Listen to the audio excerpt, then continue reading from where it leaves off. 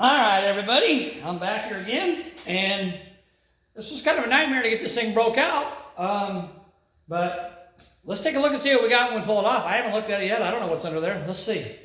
But anyhow, I want to tell you guys that if you ever do this, especially along the cowl here, along where the cowling is, where the upper cowl meets the lower cowl, there's a ton of spot welds here, and I really had to do a lot of bending and prying to get it loose. There's spot welds clear up into here because there's panels that run up behind this for the hinges and for bracing and stuff. So it took quite a bit to get it loose. And the windshield, I just did it from the top here. I was going to try to do it from the inside like I showed you guys the other day in the other video, but I decided to do it from the top and it worked out fine. There's quite a few spot welds on it as well. This is kind of anything having to do with the passenger compartment is going to have a lot of welds on it, especially in the front, because it's kind of a structural piece. It's got to protect the people in the vehicle in case of a wreck. So they put a lot of spot welds on it to make sure it's got, you know, a lot of holding power. Yeah, so, and I cut the pillars up here, but I did not cut this bottom piece out, so I really didn't need to get the lead out of this one, because I just left it all together. I figured out I could do that. And when I look at these pillar pieces, where's the other one at? Yeah, let's see. Well, anyhow, I'll just show you this one. So this is the passenger side one. I thought that they went like this, with this piece down, this lip facing down. But actually, when you look at the new cowl, let me show you that real quick. When you look at the new cowl piece down there, you can see that it has a lip. So this piece, of course, this piece goes on the passenger side, but it would go over the top of the lip like that. So actually, this lip doesn't go on the bottom; it goes on the top. So I was concerned when I cut,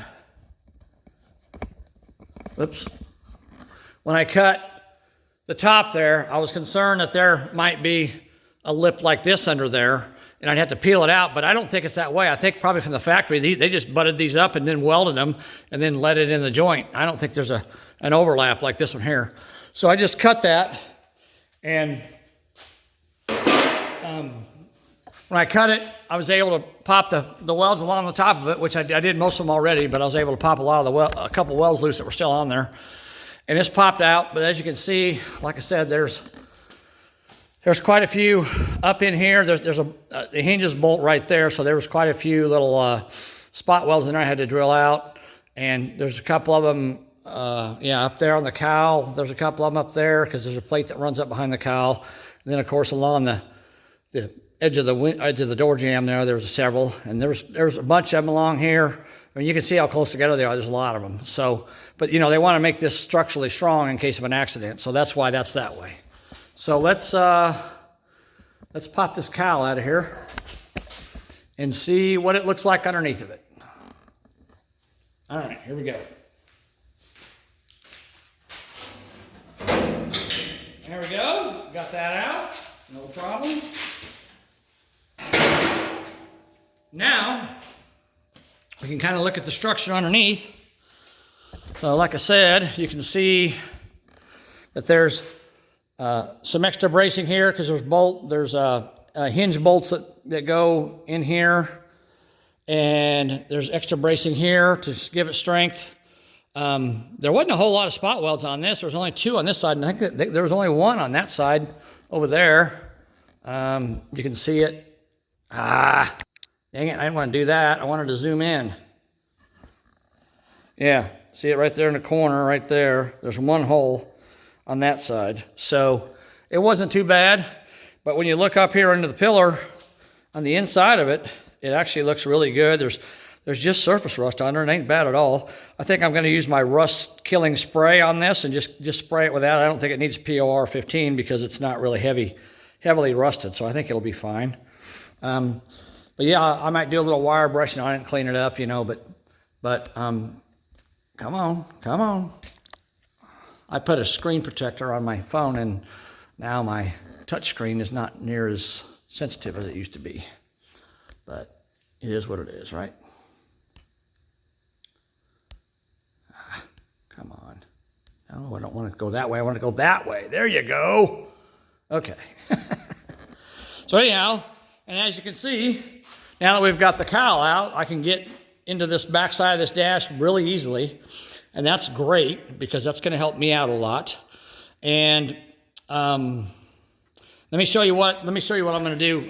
I got to do to the dash, and I think I'm probably going to do that before I even put the cowl back in. Now that I see it like this, like I said, I haven't seen it. I'm pulling this off with you guys. So, but this is what the back side of the dash looks like. It doesn't look bad at all. I notice that my instrument cluster has 4 bolts, and I'm missing one right here. So I'm going to have to find something, whatever thread pattern that is. I'm going to have to find it and probably spot weld a bolt onto that. It's probably just a machine bolt.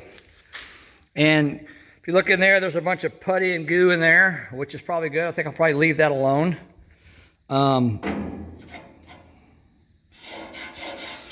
I thought that was wet, but it's actually not. It's just, I don't know what it is. It might be some of that rust killing spray that I sprayed in there. I don't know. But anyhow, and this side here, look at that. There's a bunch of goo in this one.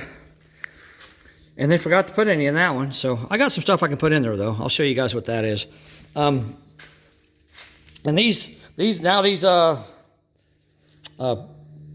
kick panels are going to be really easy to get to, too. I might go ahead and weld those in, too, before I weld the dash back in, because I can really get to this really easily. So that might be a good idea to do that. I'm going to have to do a little straightening because, you know, I had to get my screwdriver here and bend it around a little bit to get some of these welds to break. But, you know, I can get in there with a screwdriver and a dolly and straighten that out, no big deal. Look, there's something funny. There's actually staples, metal staples in this right there. See those metal staples? I'm not sure what they were stapling, but they were stapling something in there, but maybe they had like a piece of rubber in here at one point or something. It's obviously long gone, so it's not in there now. And again, this is the channel on the pasture side. It don't look bad at all. I got a little bit of work to do here on this corner. I'm going to have to.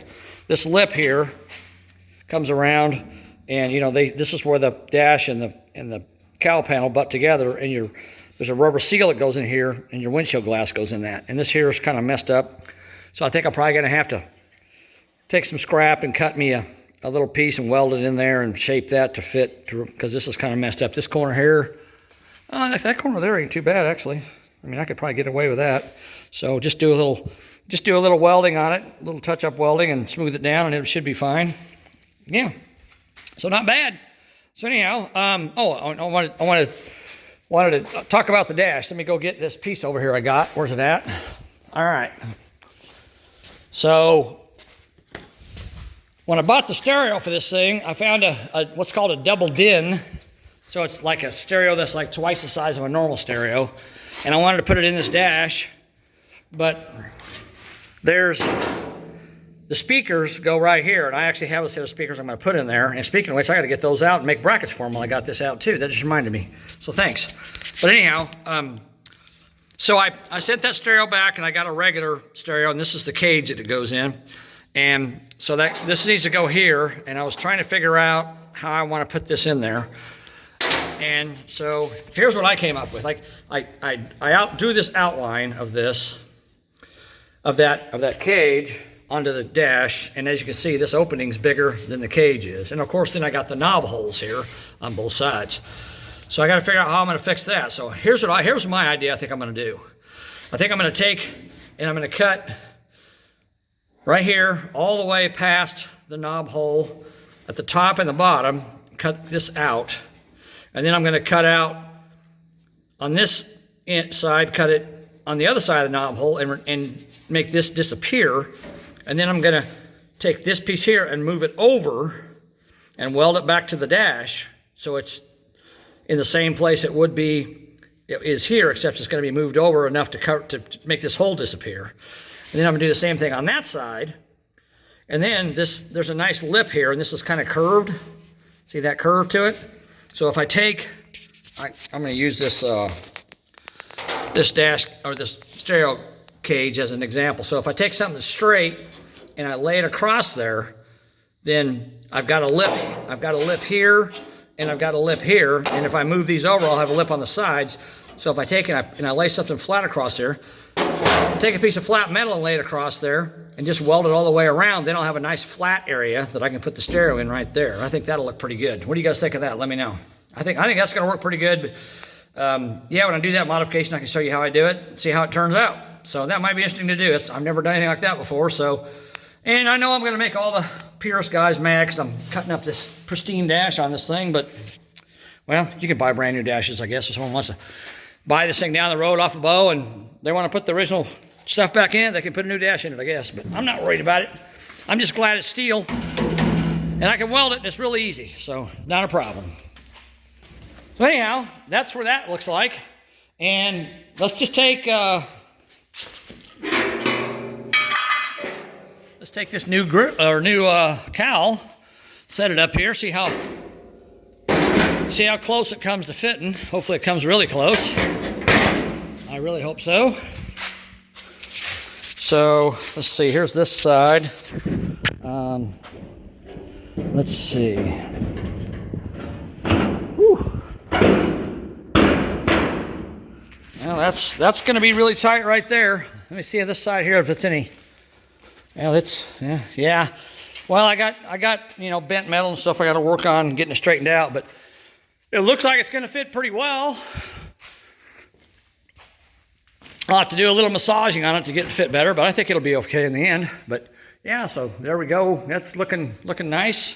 And then of course we got these pillar pieces. And I didn't do what I said I was going to do. I didn't cut only half of it. I cut the whole thing out. So that goes in there like that. Sits there like that. So I think with this work here, when I'm done with this, I think this cab's going to be, 99% rust free. I'm good with it. I mean, anywhere else there's rust, it's just surface rust, so I'm not even worried about that. And even underneath the steel, when I pulled it out, it's been like that for 75 years, and that's all the rust that's on it. So, unless Bo plans on driving through a lake with this thing, I think he'll be okay with it. Anyhow, so that's pretty cool. That cowl looks pretty nice on there. Let's see if I can get this thing on the camera mount without shutting it off. All right. Okay, there we go. All right, guys.